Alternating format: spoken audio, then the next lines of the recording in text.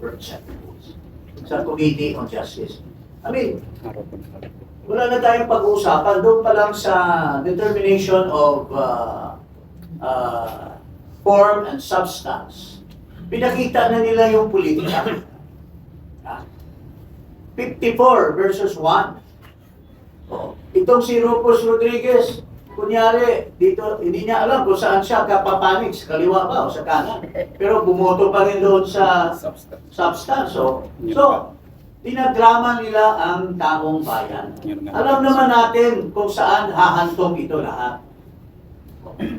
In fact, gustong-gusto nila talaga na magkaroon ng trial sa Senate, pero ito lahat palabas. Palabas lang ito. Tulad ditong pangit na chairman. Gusto niyang maging maganda sa mga media. Kaya panay press release niya sa mga mali-mali niyang sinasabi. Enhancing the political process to persuade the people in their favor. Kung gusto nila noon na 1/3 ay minamadali nila, bakit hindi na nila madaliin ngayon? Magboto na sila. Bakit pa nila gagamitin ang BP para sa kanilang sarsuela? Alam naman natin, sarsuela lahat ito. Wala silang ebidensya, mangangalat pa. You know, when you file a case, if it's a criminal or a civil, you file a case in a criminal doon sa fiscal. Pagdating doon sa complaint mo, nakalatag na lahat na ebidensya. Hindi ka na pwedeng, tika-tika fiscal, isupina mo muna ito kasi wala kaming naka-attach ditong ebidensya sa sinasabi namin. Pwede ba yung ganon? Supina mo pa, the fiscal, which is akin. Sabi ni Jimmy, yung fiscal, kung anong trabaho ng fiscal, ganoon din ang trabaho ng House Committee on Justice. They only determine probable cause. Pero if you're conducting a trial, you're already making a judgment. Yeah, you're usurping the powers of the Senate. Di ba? Ano pang gagawin ng Senado kung pin-rejudge mo na dito by making a mini trial kunyari, pero actually, you're already making a full-blown trial under the guise of a mini trial. Well, the Constitution did not use the word try for the House of Representatives. It only says initiate. And initiate means to say, i-determine mo lang, tapos kung mayroon kayong prima facie o probable, magbutuhan sa plenary. If you get 1/3, then let the Senate decide and try the case. Ito, inuusip nyo na si Vice President using several stupid arguments from stupid people na hindi man lang mga abogado. Paano na ang taong bayan? Tapos, gumagas na sila, nagpupunta sa Bali, mag-birthday celebration, hindi natin alam yung mga under the table dyan. So, ito lahat po ay papolitika. Kaya, baloney, yung House, talagang alam na natin ang ang kanilang boto. Mayroon dyan iba, kunyari, isang partido, isang ganito, kunyari, pahaging-pahaging pa. Sabi nga nung isang businessman na kausap ko, nagpapalapad lang ng papel yan para baka hindi pa nabigyan. So, ganito po lahat yan. Politika ang nagtulak nitong Committee on Justice. Gusto nilang gamitin for their propaganda, and they're hiring even Dean of Law Schools to talk in their behalf to justify their sarsuela na mini trial. Mayroon isang bobo dyan na din na sinipa ng kanyang law school. Daldal ng daldal, ang daming di na sinasabi. Katulad ito ng mga iba pang mga abogado dyan na alam naman natin mali yung sinasabi nila, but hindi natin alam kung anong nasa likod ng kanilang mga sinasabi. So, ang bottom line para sa akin, mga kababayan, I've been a member of the House.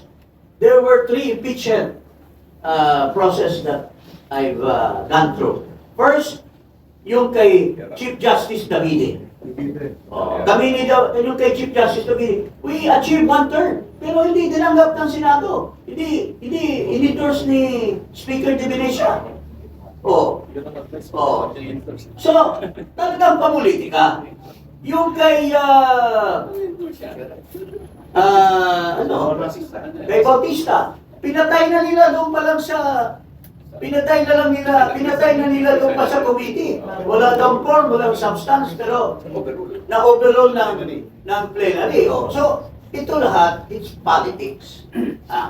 Kung may order ang speaker, may order ang majority floor leader, lahat yan, lahat yan mga miyembro dyan ng Committee on Justice. It's already been revealed by a Congressman Elise. It's been revealed by Chobi Chanko na pamulitika lahat ito. Kaya, ito, sa inyo, lahat dyan ng mga congressman. Ito, sa lahat dyan ng mga congressman. Kayo dapat ang imbestigahan base doon sa 18 Marines kung ilan ang maleta na tinanggap nyo. Umami na nga yung isang babae. Umami na nakatanggap siya ng maleta. Pero hindi niya sinabi kung magkano natanggap ng tatay niya. Iyan po. This is purely political.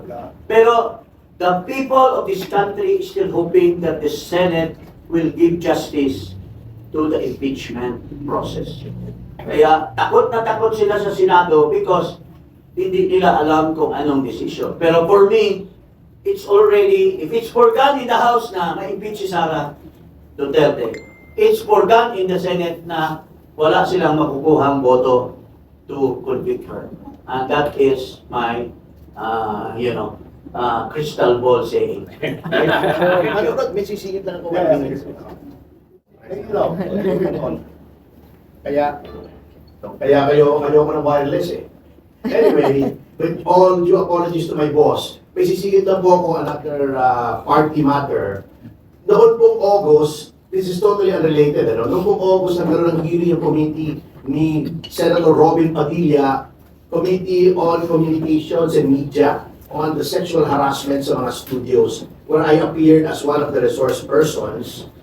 At further to that, I wrote a letter to follow up the results of what happened in that. And I would like to distribute to you the letter to Senator Padilla, who is a member, by the way, of the Partido Democratico Pilipino, Joey. This is in relation to the amendments to the law on sexual harassment, where I testified regarding the 2 cases that I've handled for GMA 7, yung studio ni Mayong Road, on sexual harassment. And nasabi naman doon in view of the recent resurgence of the revelations against Arnold Clavio, yung kay Sara Balabagan, there is a need to come out with those amendments to the law on sexual harassment. Ito po yung letter. Basically, at tapos na po ito, ang sabi ko lang, i-amend niyo yung law on sexual harassment to the effect that those who cover up these acts of sexual harassment should be made as guilty as the principals. Gawin, i-distribute mo na lang. Oo. Oo. Makakalimutan ko eh. Oo. Parang meron na sila. Kasi nga,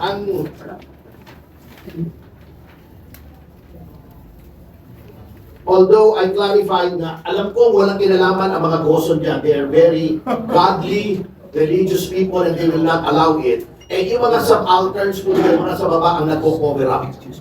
So, yun po, ibinalita ko lang as a follow-up to another member of the party, si Senator Robin Padilla, who really wants to amend the law para mawala na yung mga sexual harassment na yan, yung kay Gerald Santos, and others na na-cover up. With that, I would like to turn over the floor to my amo, Tunay, Attorney Raul Lambino.